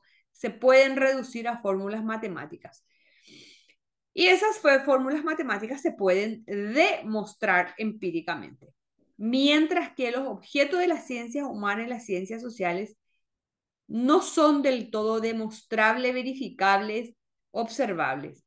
Hasta cierto punto sí, pero hasta cierto punto no, porque ahí ya entra en juego la ética.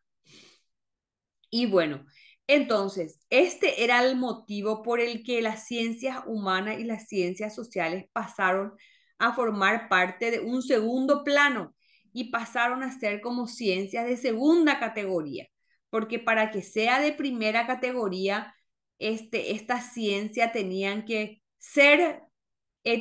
poder expresarse en términos matemáticos, de fórmulas matemáticas, físicas o químicas.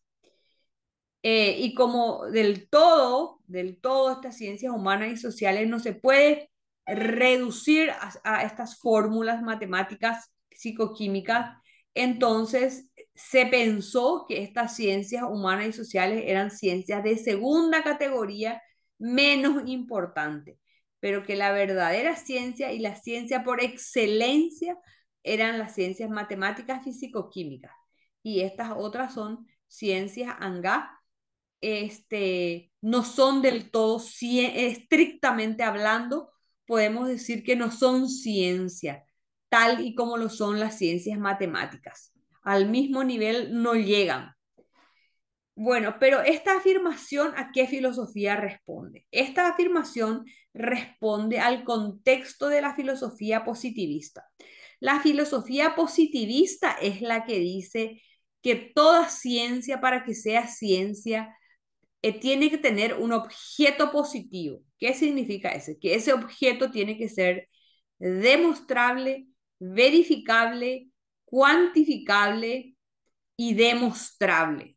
Eso dice la filosofía positivista. Todo tiene que ser positivo. Eso dice la filosofía positivista, eso dice la filosofía materialista, eso dice la filosofía eh, la filosofía positivista, la filosofía materialista. Sin embargo, y afortunadamente, hay otras filosofías no positivistas, como la filosofía hermenéutica, la filosofía fenomenológica, la filosofía existencial, las filosofías estructuralistas, todas estas filosofías y otras más son filosofías contestatarias o filosofías opositoras a la filosofía materialista, a la filosofía empirista, a la filosofía positivista. La filosofía positivista, materialista, empirista son las mismas, solo que responden a contextos y épocas diferentes, pero en esencia postulan lo mismo. La realidad es una materia, la realidad es material. Todos responden a esta filosofía básica. Bueno, y la filosofía positivista tuvo su auge en los siglos XVI, XVII, XVIII y parte del XIX. Pero después aparecieron estas otras filosofías contestatarias, como yo le acabo de decir, la filosofía estructuralista, la filosofía la filosofía existencialista, la filosofía hermenéutica, la filosofía fenomenológica, todas estas corrientes filosóficas y otras más contestan, critican, debaten y se enfrentan a la filosofía positivista, a la filosofía empirista, a la filosofía materialista, para mostrarles que no toda realidad necesariamente tiene que ser material. Hay realidades que no son materiales, pero son físicas. Por ejemplo, la molécula, el átomo, eh, el aire son realidades físicas, físicas. Las sentimos, pero no las vemos, no las podemos tocar, pero son realidades físicas. Son físicas, pero no son materiales. Lo material sí está sujeto a una comprobación, eh, a una comprobación experimental. Sin embargo, las realidades físicas no están sujetas a una mostración experimental, no siempre. Eh, bueno, hay realidades humanas que son físicas y no son materiales y no son demostrables. Entonces, todas estas realidades forman parte de las ciencias humanas y las ciencias sociales. Estas realidades que son materiales, que son físicas, son realidades que forman parte de las ciencias humanas y las ciencias sociales y no se pueden, sobre todo, sujetar a los paradigmas positivistas de la ciencia, no se pueden. Pero no por eso vamos a decir que las ciencias humanas y sociales sean ciencias de segunda categoría. A partir de Thomas Kuhn, las ciencias humanas y las ciencias sociales empiezan a tener mayor relevancia, porque Thomas Kuhn en 1962, en su libro La estructura de las revoluciones científicas, muestra a través de la historia de la ciencia que no toda ciencia se limita a ser material, que hay ciencias que van más allá de la materia. Y entonces allí se expande la epistemología sociológica. La epistemología a nivel social toma una dimensión muy importante. A partir de Thomas Kuhn, que da un giro, donde se da un giro de la epistemología y las ciencias humanas y las ciencias sociales pasan a tener mayor relevancia y a ser consideradas ciencias al mismo nivel que las ciencias matemáticas y físico-químicas. Pasan a tener esa relevancia y ese nivel de importancia que las ciencias físico-químicas matemáticas. Entonces, se muestra, a partir de Thomas Kuhn, se muestra que el objeto de estudio de las ciencias humanas y las ciencias sociales son objetos diferentes, porque responden a realidades diferentes. Y si responden a realidades diferentes, entonces la epistemología tiene que adecuarse, adaptarse a esas realidades. Y no que las realidades se trate de amoldar a los esquemas teóricos que nosotros inventamos, porque eso es absurdo, eso es tratar de manipular la realidad. Entonces, las ciencias humanas y las ciencias sociales nacen en un contexto de las ciencias matemáticas, nacen en ese contexto del Renacimiento, siglo XVI, XVII, XVIII. Y en ese contexto las ciencias matemáticas son las reinas. Y esta pasan a ser la cenicienta. Las ciencias humanas y sociales pasan a ser las cenicientas hasta que las filosofías críticas de la filosofía positivista se ponen las pilas y ponen los puntos sobre las íes y muestran que las ciencias humanas y sociales no son unas ciencias No son una cenicienta de la ciencia, no son, absolutamente no lo son. Bueno, y a ver cómo estamos de horas, porque en base a eso tengo que regular lo que voy a decir. Bueno, ¿cómo vamos hasta ahí? Cuéntenme un poquito. ¿Se está entendiendo hasta ahí?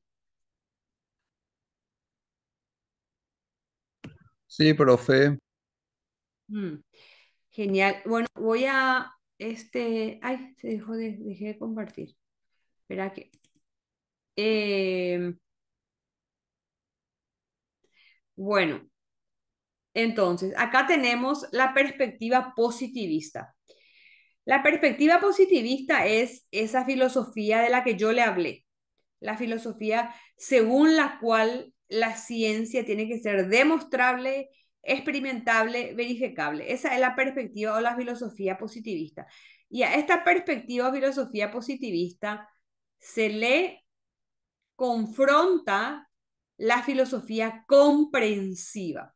La filosofía comprensiva, como su nombre dice, comprende varias otras filosofías que no son positivistas, como la filosofía fenomenológica, la filosofía hermenéutica, la filosofía existencialista, la filosofía estructuralista y otras. Todas estas filosofías comprenden entonces que la realidad es mucho más que solamente los números o la materia. Es mucho más que eso. La realidad es mucho más amplia, más abarcante, más compleja. Y la teoría, la filosofía tiene que reconocer la riqueza de la realidad y no que esa teoría inventada o elaborada por la academia tenga que exigir a la realidad que se ajuste a ella. No, la academia o el concepto teórico, el enfoque teórico, tiene que ajustarse a la realidad y no viceversa, porque si no estamos queriendo manipular la realidad. Y bueno, entonces la perspectiva comprensiva significa que hay varias filosofías que debaten, contestan y critican a la filosofía positivista por ser muy reduccionista y querer reducir toda la realidad solamente al ámbito positivo. Eso es lo que hace, al ámbito positivo o material. Bueno,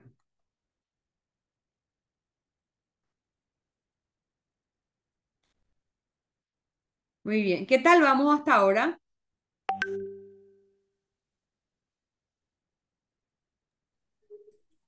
Súper bien, profe. Súper. Bueno, podríamos comentar ahora, podríamos comentar ahora un poco qué ustedes entendieron por lo que yo dije ahora. ¿Qué me pueden decir acerca del nacimiento?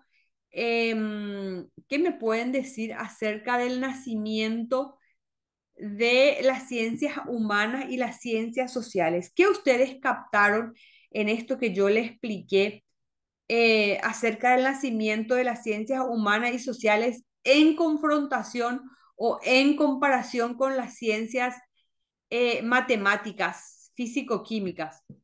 ¿Qué ustedes comprendieron? A ver si que comprendieron, porque tengo que graduar mi discurso y tengo que enfatizar y tengo que hacer este, como una fijación si veo que no hay suficiente asimilación.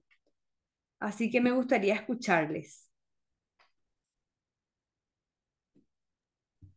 De mi parte, profe, comprendí muy bien que era necesario ese nacimiento de las ciencias sociales y humanas.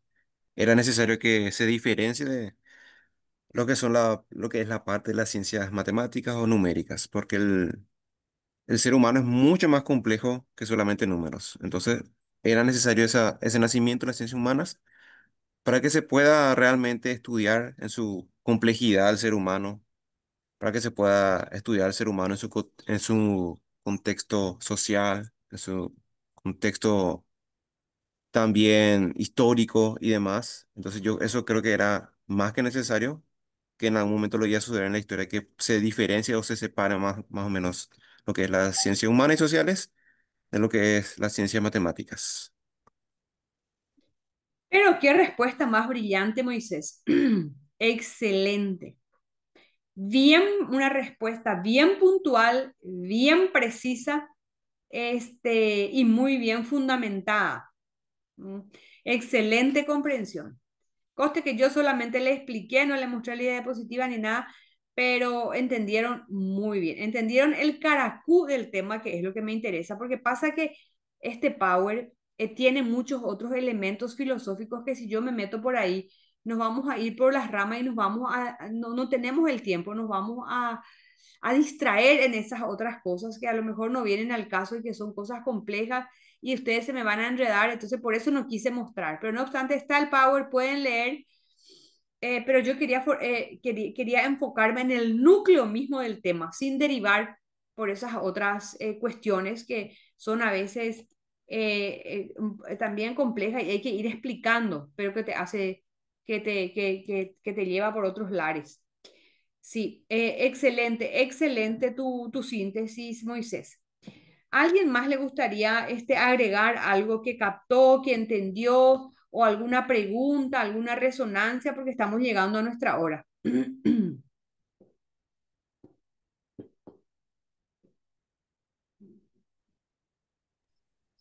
Profe, en Sí, esa perspectiva comprensiva, ¿cómo calificás vos la teología?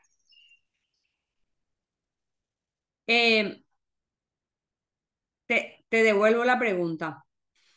¿La teología sería una ciencia humana o una ciencia social o una ciencia matemática? ¿Qué sería? ¿Dónde ubicarías vos? En qué paradigma epistemológico ubicarías vos la teología? ¿En el paradigma matemático o en el paradigma de las ciencias humanas y sociales? ¿Dónde ubicarías? Ciencias humanas y sociales. Ahí está la respuesta. Ahí está la respuesta. No hay otras posibilidades. O le ubicas en el paradigma epistemológico de las ciencias numéricas o le ubicas en el paradigma de las ciencias comprensivas, explicativas, no numéricas. Hay dos paradigmas nomás, ¿verdad? Si no están los números, están los no números. Los no números se llaman paradigma comprensivo. Se abarca la complejidad de las cosas, la complejidad de la realidad. No uno más uno, no blanco o negro, no esto más esto. Eso no, eso va en el paradigma matemático. Ahí no podemos hablar de matices, ahí no podemos dar explicaciones. Eh, este, ahí es o esto o esto. Sin embargo, la perspectiva comprensiva tenemos que comprender en su amplitud la complejidad de la realidad para situar en esa mirada amplia la realidad misma y allí describir la realidad que queremos en esa mirada amplia, compleja y comprensiva. Tenemos que comprender la magnitud del contexto en el que estamos. Tenemos que comprender. No solamente tenemos que sumar esto más esto, esto.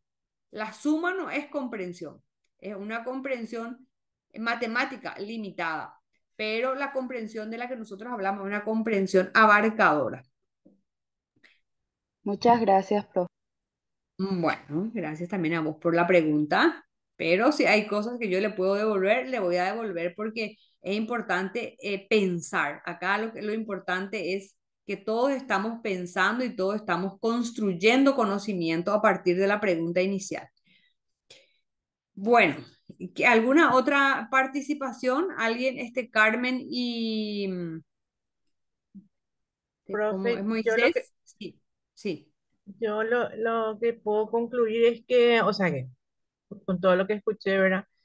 Mm. Que las ciencias humanas y sociales se enfoca en la interpretación de la conducta, la conducta, la cultura, la experiencia, con todo el análisis para comprender exactamente. Y se vale también de las otras ciencias para llegar a eso. O sea que abarca casi todo, ¿verdad? Mientras que las otras ciencias se basan en observaciones experimentales, digamos, empíricas que conducen a una exactitud directamente. Sin embargo, las ciencias humanas y sociales utiliza diferentes tipos de métodos para concluir, es más profundo, es más, incluso lo subjetivo usa para llegar a su fin, ¿verdad? A entender o saber lo que busca, ¿verdad? Brillante, Fátima, brillante, excelente. Sí, excelente. Decime una cosa, Fátima, entonces, las ciencias humanas sociales se valen de otras disciplinas para poder comprender, explicar mejor, contextualizar lo que está diciendo. Se vale de varios métodos, se vale Sí, varias sí. otras disciplinas. Y estas ciencias humanas y sociales se valen también de las matemáticas o le excluye a la matemática. Lo que pasa es que, según mi entender, o sea, las ciencias matemáticas es exacta. Y sí o sí, estas ciencias naturales eh, se basan en la observación, ¿verdad? Experimenta y esos experimentos pues suman uno, dos, para concluir también a lo que llega, ¿verdad? Sí, sí, Eh, eso está excelente, eso está excelente. sí, Eso es así, pero mi pregunta es, las sí. ciencias humanas y sociales excluyen a las matemáticas porque vos dijiste se vale de casi todas las disciplinas. Me llamó la atención de casi, no, o sea, casi algunos estaban excluyendo. No, Y también, estoy, claro que también, profe, utiliza las matemáticas porque es una forma ah, de llegar a concluir algo, ¿verdad? Porque las ajá, matemáticas, como te digo, son exactas, ¿verdad? ajá, Eh, eh, ya. eh, Entonces, las ciencias humanas y sociales también se valen de la matemática. Eso quería escuchar. Sí, sí, no puede excluir la matemática porque supongamos que yo estoy haciendo una investigación sobre la prostitución de las niñas indígenas en las calles de Asunción, ¿verdad? La prostitución de las niñas indígenas en la calle de Asunción. Ese es mi tema de investigación. Yo voy a investigar sobre la prostitución de las niñas indígenas en las calles de Asunción. Lo primero que yo tengo que hacer es una estadística. sí, Tengo que sumar apelar a cuántos, los sí, números. Tengo que hacer una estadística. ¿Cuántas niñas indígenas están prostituidas? ¿De qué edades son esas niñas? ¿De qué edad? sí, Entonces yo me valgo de la estadística. La estadística dice que tantas niñas de tantas edades, de tantos lugares. Me valgo de esos números, ¿verdad? Entonces yo no puedo descartar la matemática. La matemática es un recurso importante que nos ayuda a darle objetividad a nuestra investigación, ¿verdad? Porque cómo yo voy a darle objetividad a mi investigación si yo no tengo esa estadística? O sea, yo necesito. La diferencia es que yo voy a hacerle hablar a esos números, voy a interpretar esos números. Es como que los números son el hueso y la interpretación es la carne, ¿verdad? Entonces, si yo solamente tengo los huesos, tengo una calavera. Ay, qué fea es la calavera. Pero si yo le pongo lindos músculos, esa calavera se va a volver una, un ser humano musculoso, un ser humano hermoso, se va a ver gracias a la interpretación, gracias a los datos que yo le voy agregando. No existe investigación sin una interpretación. No existe porque entonces estamos construyendo calaveras, monstruos.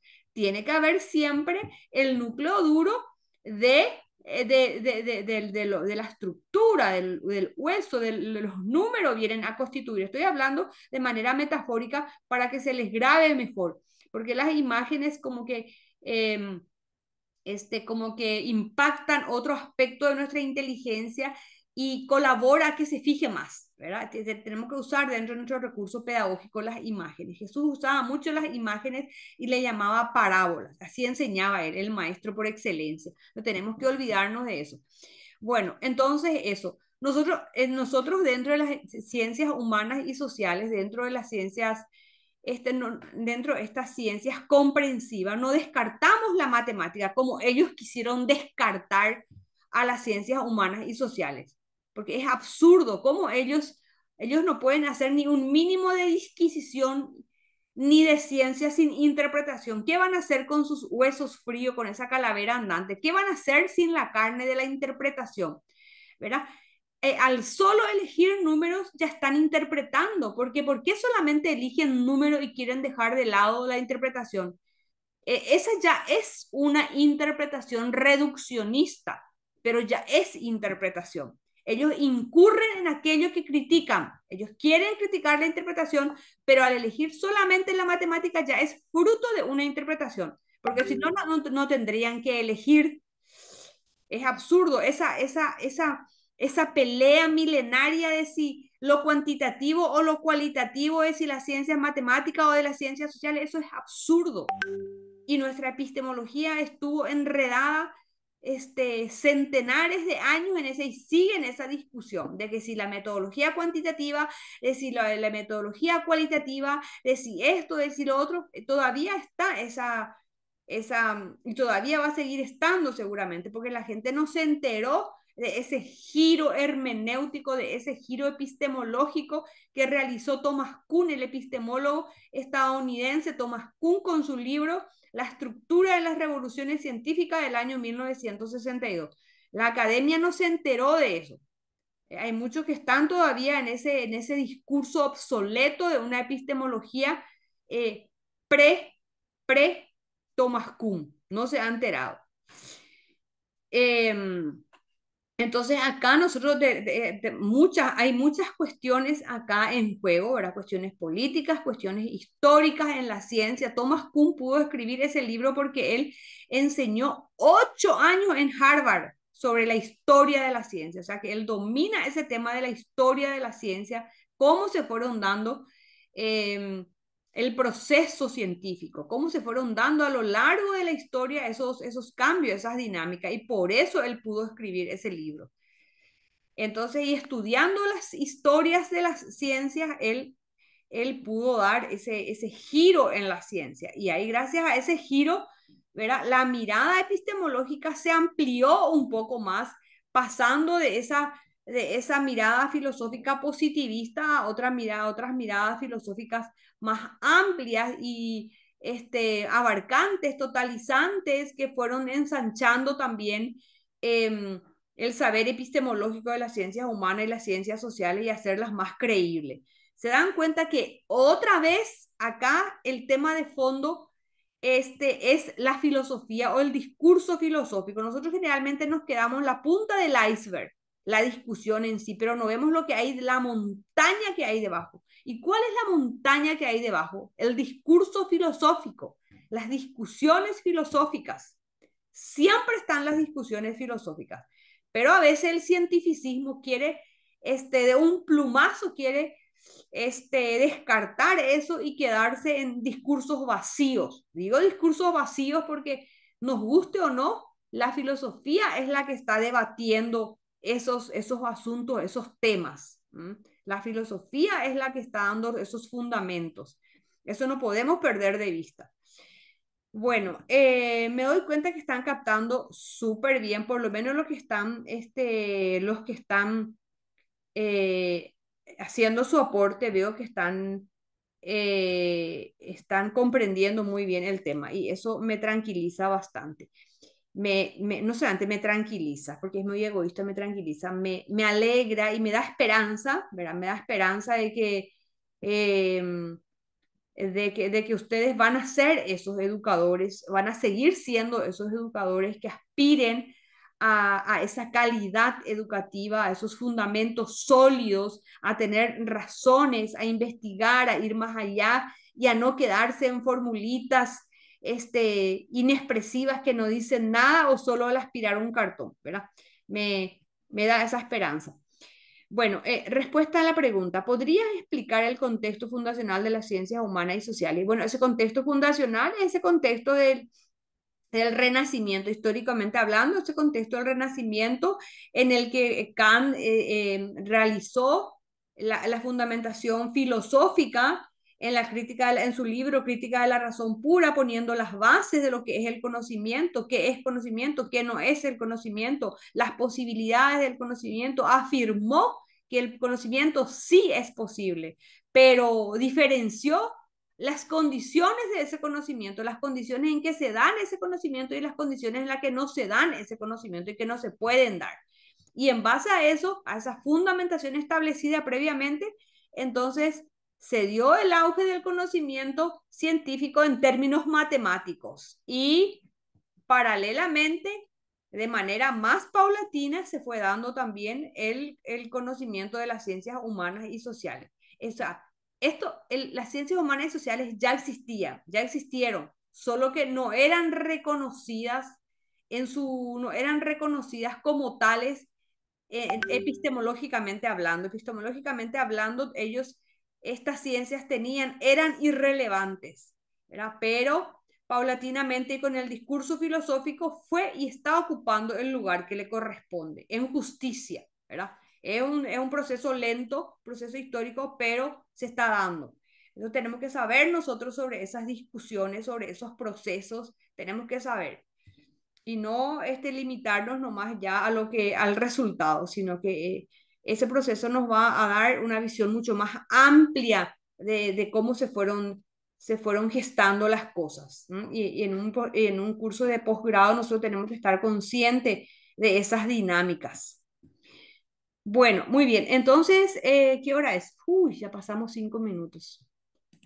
Muy corto es el tiempo. Bueno, entonces llegamos hasta aquí. Les agradezco muchísimo la participación, el interés y el próximo viernes vamos a estar con otros temas. Ya ven ustedes que son temas muy apasionantes. Lo que yo les pido es que vayan dándole una leidita para poder fortalecer más, porque esto que yo le hago es como un cuentito nomás. Pero ustedes como alumnos de posgrado tienen que tener por ustedes mismos esa lectura más consolidada y más amplia también, porque una formación de posgrado ya justifica todas esas lecturas, ¿verdad? Bueno, dejamos aquí entonces con ese compromiso para ustedes y nos estamos viendo el viernes que viene. Que tengan un feliz fin de semana. Hasta Gracias, Igualmente para profe. usted, Buen fin de profe. semana. Hasta Gracias. luego. Gracias, Gracias, profe. Chao, chao. Profe, gracias. chaucito. Chaucito, chaucito. Gracias, licenciada Serena. Chao, chao.